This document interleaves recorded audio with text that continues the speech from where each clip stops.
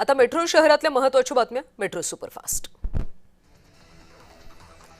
Mumbai metro 2B आणि metro 9 या metro मार्गिकांच्या पहिल्या टप्प्याचं लोकार्पण मंगळवारी पार पडणार आहे। काम पूर्ण होऊन बराच वेळ उलटून जाऊन सुद्धा लोकार्पण लांबणीवर पडत होतं। आता राज्य सरकारनं 7 एप्रिलला लोकार्पण करण्याचं जाहीर केलं। अभिनेता गौरव मोरेनं गुपचूप लग्नगाठ बांधली असून त्याच्या लग्नाचे फोटो सोशल मीडियावर व्हायरल होतात। गौरव मोरेनं प्रियांका कारेकरचं लग्नगाठ बांधली असून अभिनेत्री ऋतुजा बागवेने या जोडप्याचे फोटो शेअर केलेत। ऋतुजानं फोटो शेअर करत मिस्टर अँड मिसेस मोरे तुमच्या नवीन प्रवासासाठी आणि नवीन घरासाठी खूप शुभेच्छा असं लिहिलं।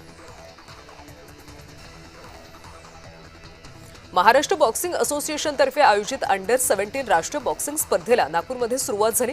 या 7 दिवसीय स्पर्धेचं उद्घाटन केंद्रीय मंत्री नितीन गडकरी यांच्या हस्ते पार पडलं, तर महाराष्ट्र बॉक्सिंग असोसिएशनचे अध्यक्ष राहुल शेवाळे यांचीही यावेळी विशेष उपस्थिती होती।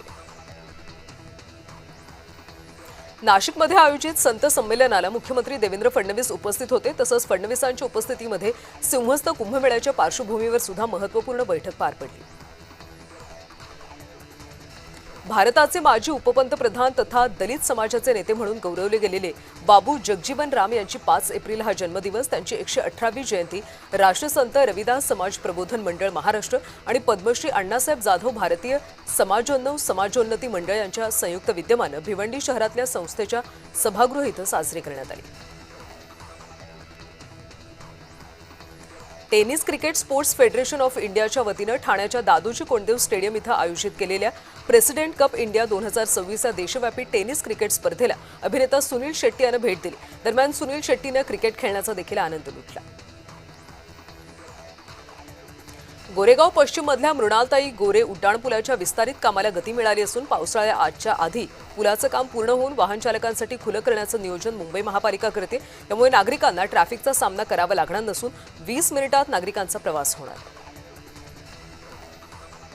धुळे शहरातल्या 40गाव रोडवर असलेल्या गो गॅस पंपावर गॅस भरण्यासाठी रिक्षा चालकांनी मोठी गर्दी केली।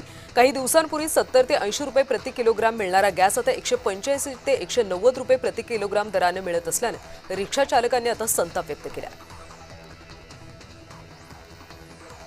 भांडूपमध्ये श्री गणपती माती प्रदर्शन आणि भांडूपमध्ये उत्सव आणि कलाध्यायाचं आयोजन करण्यात आलं होतं। 3 ते 5 एप्रिल 2026 दरम्यान हा सोहळा रंगला।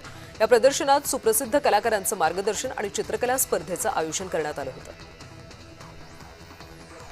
नवसाला पावणारा गणपती म्हणून सर्वपरिचित असणाऱ्या नांदेड जिल्ह्यातल्या अर्धापूर तालुक्यातल्या दाभड इथल्या श्री क्षेत्र सत्य गणपती इथं संकष्ट चतुर्दशी निमित्त भाविकांनी मोठ्या संख्येनं गर्दी केली होती।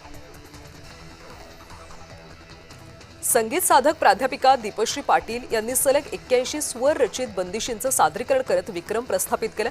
त्यांच्या या कामगिरीची नोंद इंडिया बुक ऑफ रेकॉर्डमध्ये तसंच एशिया बुक ऑफ रेकॉर्डमध्ये करण्यात आली। जिल्हा पुरवठा विभागाच्या आदेशानुसार जळगावात गॅस एजन्सी धारकांना आता घरपोच पद्धतीनं सिलेंडर वितरित करणं अनिवार्य करण्यात आलं। एजन्सी किंवा गोडाऊनमधून थेट सिलेंडर दिल्यास कठोर कारवाई केली जाईल असे आदेश जिल्हा पुरवठा अधिकारी अर्चना मोरे यांनी दिले।